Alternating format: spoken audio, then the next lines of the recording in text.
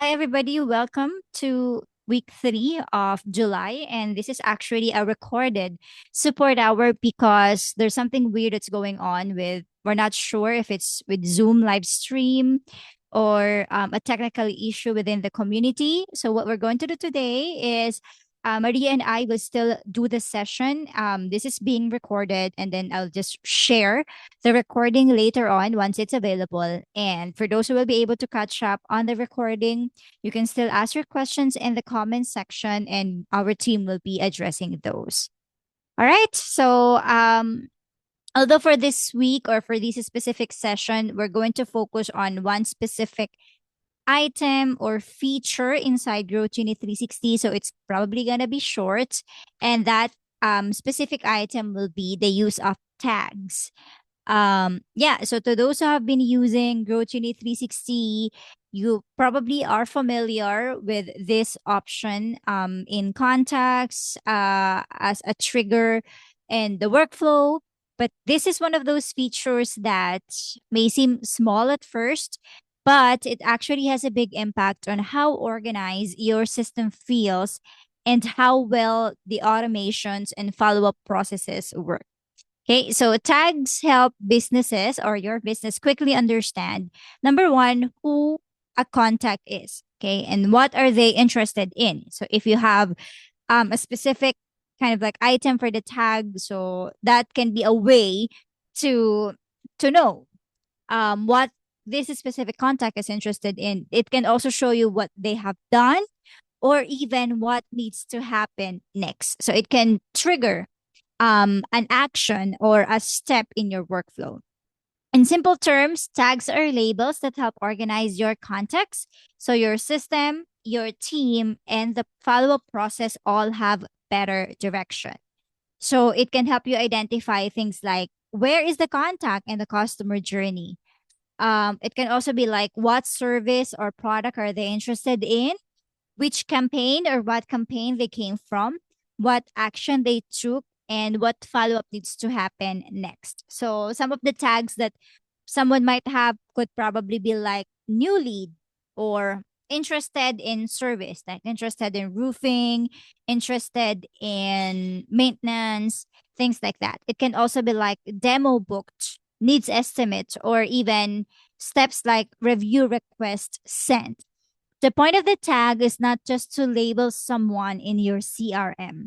Okay, the point is to help your business take the right next step, and that could mean sending the right message or starting the right workflow or notifying your team about a certain contact or a certain action. So here's the thing, tags can make or break the system. Used well, they help your business to stay organized. They help you know who is who, and so on. Trigger the right automations. But if your tag, or even if you don't have a system in place, so if your context section is messy, then the system can become confusing quickly. You may end up with too many random tags if you don't systematize it. You can also have duplicate tags that mean the same thing. Or worse, it can fire the workflows at the wrong time. Your contact will receive the wrong message, and then your team member will just lose trust in the database because it's messy. Okay, so with that being said, today we're going to help you have a simple tag strategy, one that helps your business to stay organized and move context through the right process. Okay, so with that, allow me to introduce Maria, who will be walking you through with what that looks like inside the system. So take it away, Maria. Awesome. Thank you, Deanna. Can you hear my fan? We're at the desk earlier. No, no. Okay, perfect. Because it's hot. It's hot over here. Okay. Let's go ahead and get my screen sharing. Alrighty. Okay, so like Diana mentioned, today we're going to talk about tags. I'm going to show you just a little bit about what tags can do for you. And it's really cool actually because I have been working with tags a lot recently within our own company and just getting to figure out the cool things that tags can do. So let's get started. Alrighty, so let's open up a sample program, or sorry, a sample contact. All right, so we're gonna add a tag just to kind of show you how this works. Okay, and then of course, if you don't have a tag, you can create one wherever, like on the spot, and you can add also a few more. Okay, so just to show you how you can create tags in different ways, of course, you can go inside of a specific contact and create and add that tag, but you can also go on the all contacts page and you can pick as many as you want or as many as you think you know, like as many as you might want or all of them and add tags through here. So what you would do is search for your tag or you create it. Alrighty. So interest consultation, and you can add a few more if you'd like. And then the action name is for the bulk action sake because Growth 360 does keep track of everything that's been done when it comes to like bulk actions. So if you have like somebody that did something and you need to find out, like if somebody tagged a bunch of contacts and you need to find out who it was because you have a question about it, then you can know by looking at the bulk actions button. So that's why we have this action name. It doesn't have to be anything crazy. Don't stress about it. It can just be something specific, like added interest consultation tag, or it could either be something whatever you want it to be. Like if you don't have to worry about who's uploading or doing bulk actions, so you can just literally do whatever. Alrighty.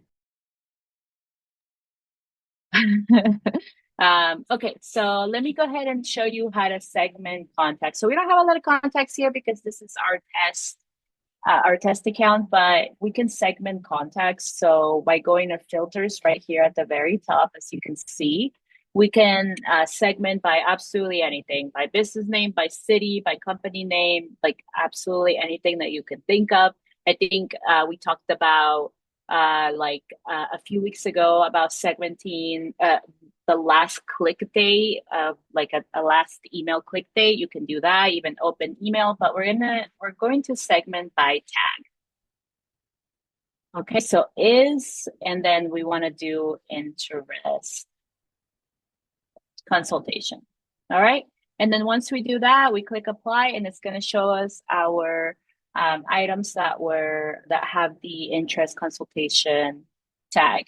And in the same, like the same idea, I'm going to show you another filter, and we'll do tag again. And if you're looking to kind of like exclude everybody who has that interest consultation tag, you can just put is not. And let's see. Okay, and then we click apply. And of course, only the contacts that don't have that tag will show up. So that's how easy it is to segment anything like, tag, like make a new smart list depending on like the tags and everything. So it's pretty cool how that Uh, works. Okay, so go ahead. Maria, can we go back to the filter so that we can just show them that because you mentioned about the is not and then the is. So yeah, Uh-huh. you can you click the drop down for the options of filtering so that the is not section Oh yeah. there. So yeah, so we have the is not empty, is empty, and then is any off. So those are the other ways to kind of like filter. Yeah, the if you wanted to filter it in kind of like those categories. Do you want to add something to that, Yeah. Maria? Yeah. Okay. Yeah, so just to kind of go over these, of course, is going to be like anybody who is under that tag is not, anybody who's not under that tag is not empty. So if anything, if they have a tag, any type of tag, that'll pull that up. If it's empty, if it's empty right here, it'll just pull up all of the contacts that don't have any tags and is any of, so you can do like a word or something.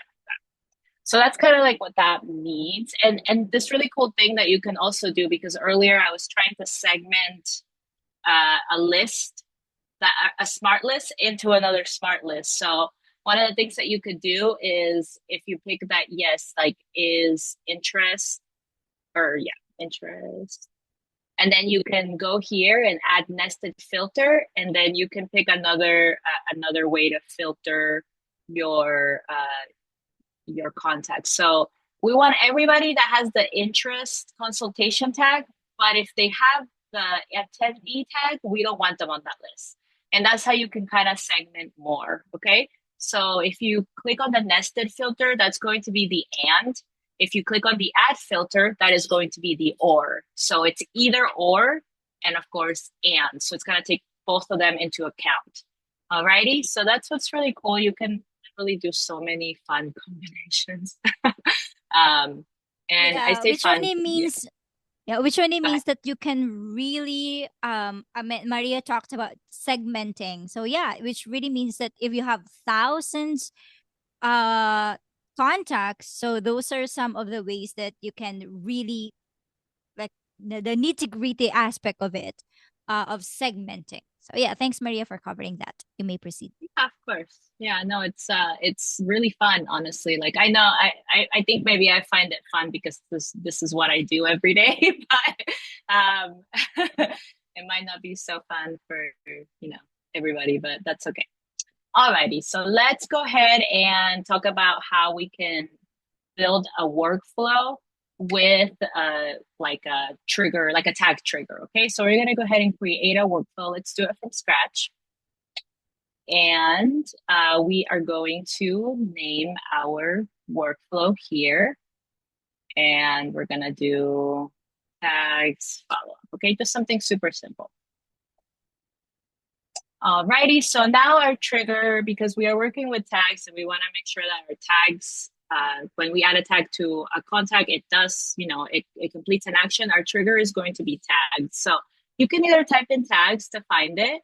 Oh, sorry, you type in tag, no S. So we want to do contact tag, and then we want to go to add filters, and then we want to do either tag added or tag removed. So you can do either one. We're going to do, well, depending on what it is you're trying to accomplish, right? So we're going to do tag added, and then we are going to choose our interest consultation tag. And again, you can do more. You can get even like even more. I don't know. You can continue to segment more if you would like, but this is just going to be a simple tag added trigger. And just as a little reminder, that just means that whenever you add a tag, it's going to fire up this specific workflow. Alrighty, so our next step is that we are going to send a follow-up email. So these are these are simple like actions that we're doing, but I think they're important because sometimes it can be a little bit confusing when you have a lot of information and you're trying to do something. So if it seems repetitive, like I know, but repetition is the best way to learn, which is why we are doing this little workflow. Okay, so we're going to do send email. And now it's going to go out to whoever we need it to. So if it's an interest, what's it called? An interest consultation, then it's probably going to be for the clients who are looking for a consultation. So you probably want to do something like, what's it called? A calendar link for this type of situation. Okay, so by this point, you probably have a calendar put in, and you can either put the link automatically there, or if you think it's going to change in the future, then you can add a little custom value. And just to give an example, we have a client who is setting up his calendar right now, and eventually he wants to do it so that it chooses out of like a certain amount of salespeople. But right now, he's going to do it just so that he can accept the appointment. So we want to use a custom variable, a custom value. That way, when he wants to pull the trigger, per se, and add the other salespeople, we don't have to be going in here and changing the link. It just automatically changes it, okay? And it updates it. It updates the calendar link so that people can, what's it called? Book in the correct place. Okay, so calendar link. And it's just depending on, hey, this is the kind that we're going to use. Okay, so you can do other things like, of course, you want to do your custom value with your contact. And then if you have like a little, if you set up a signature, if you do, let's see, if you do user and then your name, it'll like, you put your name here, and then let me just show you right here, signature. So it'll pull your signature from your profile. Alrighty, so that's pretty cool. And then we'll send an SMS. Okay, so we can say, hey, don't forget to book or something like that. All right, and then just a quick reminder that for text messages, you do want to keep it a little bit shorter because you don't want to be sending huge, huge links or text messages because people get confused. Sorry, I'm like doing two things at once, trying to talk and then looking for these. Alrighty, so and then next step, we're going to notify the team. So in order to do that, we can do an internal notification. And I do want to make sure that, we talk about the difference between an internal notification and email, because sometimes, like, and I've done it before, I'm like, okay, I have to send myself an email when this trigger is going off. And then I accidentally put email. And what happens is that the email sends an email out to your client. It doesn't send it out internally. So we do have to go in and set up an internal notification. And of course, your internal notification can be an email, a notification to your Lead Connector app, an SMS text, or WhatsApp if you have that installed. All right. So in this case, we're going to do an email. We can do something simple, like to make sure that they know it's like internal. It's like, hey, this is internal. So sometimes, like emails get lost in the shuffle. People are receiving a ton of emails throughout the day. So if you want to make it clear, hey, this is an internal email. And of course, you want to pick your user type. And just to kind of go over these really quickly, assigned owners. And I'm going to go ahead and go back to this right here. If you have some type of like assigned owner, it'll be right here. So this is an example of an assigned owner. So if we're sending out an email to Diana, then the person who would receive that internal email would be room 1 sample. All right. So that's what it means by assigned owners. Particular user, that's if you want to send it to like a particular user, like one person specifically. And then of course we have custom emails. So if maybe you have somebody that's not in the platform because they're like a contractor or whatever the reason, and you just want to send it to like an outside email. Alrighty. And then you write in your subject.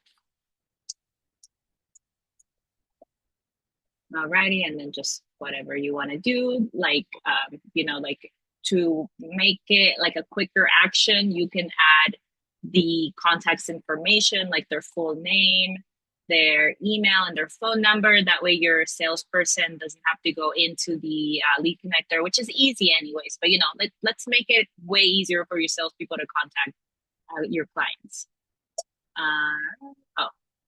To custom email. Oh yeah, so assigned donors. Okay.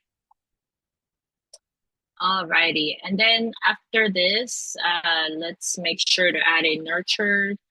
You know what? Let me leave that to go to the next step of this. So after this, you can go ahead and do more follow-ups. Maybe if you want to do a task that you send in a task for your what's it called? Your salespeople to follow up with them via phone. Or via text or something like that. So if you want to add more steps, like, hey, let's wait 3 days. If they haven't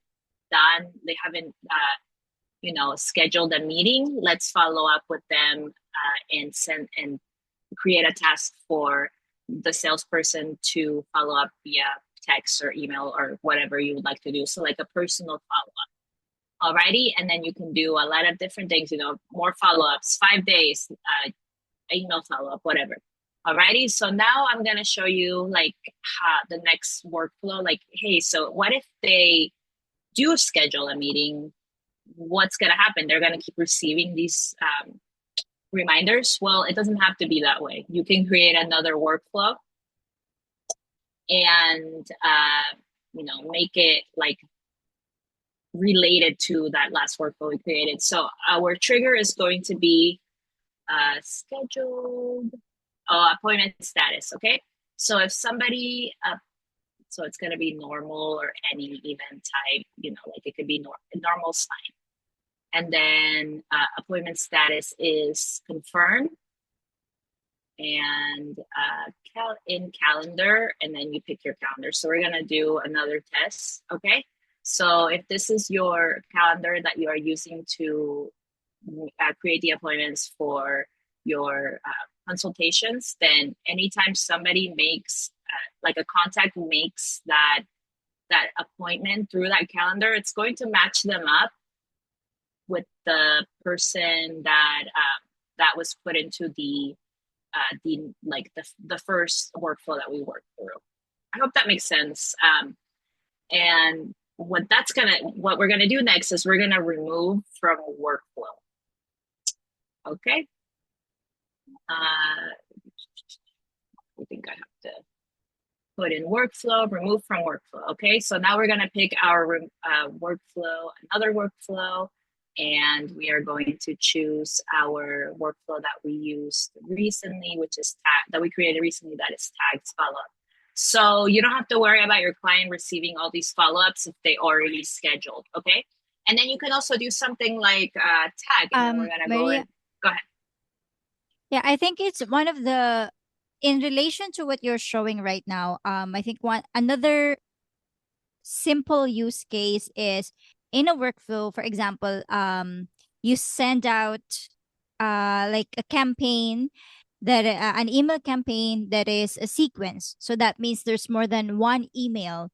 Okay. That option that Maria has shown, removing people from a certain workflow, it can be, for example, if they already replied to a certain email, then of course you want them to remove, for example, that's a four-part email sequence, and then they replied after email one. And then, of course, you don't want them to continue receiving follow up or email related to that sequence because they already responded that they're interested and so on. So it's kind of like um it's not going to be a good thing if they keep receiving offers, when they already said that, hey, I already replied, I'm interested, or worse, I already bought this, and then they're still receiving kind of like the sequence from or the follow-up emails from that sequence. So yeah, Maria has shown an example about book appointments, but I think one of the simple ways to think about that, if they already responded to an email in a sequence, then that example of, hey, remove this person from the succeeding sequence in the email. So that's another example for that one. Yeah, perfect. Thank you so much, Diana. Sometimes I kind of like over explain and it gets a little bit hard to follow. So I appreciate you No, you're stepping in good. and You're making good. it simple. Alrighty, so now we removed them from that workflow. What's gonna happen next is let's make sure that we're cleaning up our tags. Okay, let's remember that we're here for tags. Let's clean up our tags. The client currently has the interest consultation tag, and we're gonna remove that because they're no longer we're no longer looking for them to schedule a consultation. Now we're looking to nurture that. So the next step is that we add a tag that says nurture. So that way we know what stage of like the buyer's journey they're in. Alrighty.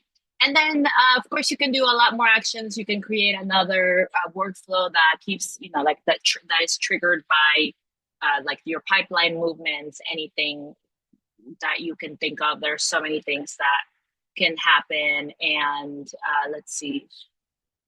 Okay. Let's go ahead, and I think that is the end of my little demo. But we do want to teach you some common mistakes that you want to avoid as a client. So, of course, creating tags without a naming system. Earlier for another account, I made the mistake of creating the same tag, so I went and deleted it. And just really quick, I do want to show you because we're talking about this, you can delete tags. And to do that, you go to settings and then you go to tags. And if you want to bulk create tags, you go here, or not bulk, but if you're like, hey, I'm creating all these tags and I don't want to go to each client and look for the client that has to have the specific tag and then create the tag, you just go into the tag page and then you can create your tags right here. So and then using several tags that mean the same thing. Again, like make sure that you have like a naming system that's going to help you not create a bunch of tags that are mean the same thing. Never, your third mistake we want to teach you to avoid is never removing temporary campaign tags. So kind of like we showed you in this workflow, you want to make sure that you remove your tags that are no longer applicable to that content. And number four is triggering too many workflows from the same tag. So when you're creating your tags, make sure that you're not creating a bunch of workflows with that same tag. Otherwise, it's going to take clients to different, different actions, and that can get overwhelming. They can get angry, or they can think that, hey, they don't have their house in order, which is never good. Alrighty, number five is not documenting what the important tags mean. So you want to document so that everybody in your team is aware of the tags, and that way they're not creating any more tags. And then number six is letting old tags pile up over time. And then this is where the tags area of your settings kind of comes in. So if you're no longer using some of these tags and you need to retire them, you can delete them through here. And you want to make sure if you came up with a better SOP or a better system, that for tagging and naming, then you can come in here and tag and remove, and you can actually also come in here and rename them. So there are some things like it's not going to update the trigger name. It's not going to update the like the tag that you use for your trigger, but it is going to update within all of the contacts. Okay. And your best practice is going to be to use fewer, clearer tags that help with segmentation, automation, and team clarity. And that is what I have for you guys today.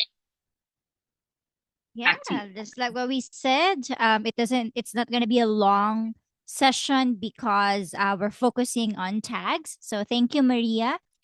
And to wrap up, so a tag should not just sit there with no purpose. Most of the time we think of tag just to label the context. But the best tags either help your team understand that contact better or help the system know what it should do next. Okay, so if you reach this point of our video or of the recording, if you have any questions, once again, feel free to ask us and drop your questions in any comment section that is available to the platform. And also, allow me to say that if you're watching this recording sometime after today and notice that what you are seeing on your screen looks a little different from what Maria has shown, that's okay. That's normal because Growth Uni 360 is an ever evolving platform. The system continues to improve and update features, layouts, and functionality to continue supporting businesses. So there might be times in the future that the exact layout may shift, but the core strategies and systems that we covered today will still apply. Okay, so I won't be able to say thanks for joining because we're not actually having a live audience right now. But just I think this one is better. If you have any topics or any kind of like specific section in the system that you want us to dive deeper into, then you can also let us know. All right. So thank you so much. Hopefully we don't experience another of this in the future, but that is life. Sometimes it just happens. So yeah, thank you so much. And in that sense, I will be ending the recording, not the live Awesome. stream. Bye everybody. Bye, everyone.